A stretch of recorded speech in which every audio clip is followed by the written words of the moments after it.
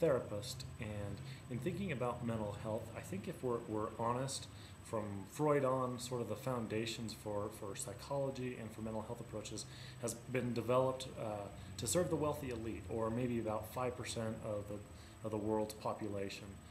One of the founders of liberation psychology, Ignacio Martin Barro, recognized this sort of limitation to our approaches, and he sort of challenged the field in saying what is needed is for our most basic assumptions in psychological thought to be revised from the bottom up. But this revision cannot be made from our offices. It has to come from a praxis that is committed to the people. So if we were to really develop new ways to approach psychology and mental health, how would it be different? What would mental health delivery look like? And how would we change the way that we go about training people to either be a therapist or a psychologist? I once taught at a university, Miami University of Ohio. That was a university that was called a public Ivy League university. And I worked with students from very affluent backgrounds for 8 years. And then I was recruited to UCLA. And my students at Miami of Ohio said to me, "Peter, you're going to be speaking to the converted at UCLA.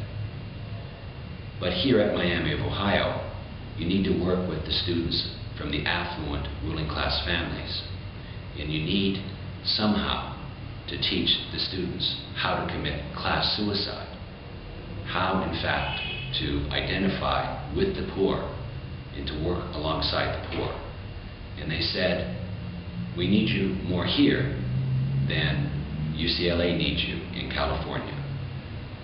And so the question becomes, can a ruling class student or individual practice critical pedagogy without first committing class suicide and identifying wholly and completely with the poor and the oppressed? I worked as a school administrator for about 2 years in a large elementary school in South Central Los Angeles, and I was responsible for administering close to $1 million to help improve the school.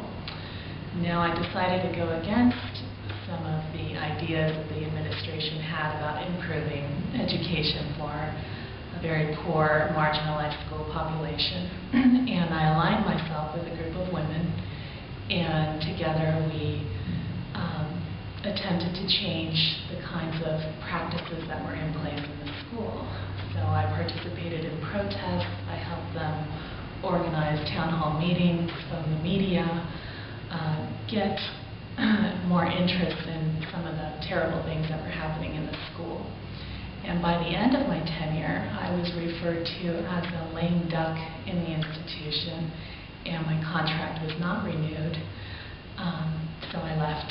So my question is, given that critical pedagogy requires a commitment to working with marginalized and the oppressed populations, how do you see yourselves coming from positions of dominant status and hierarchies that exist in schools?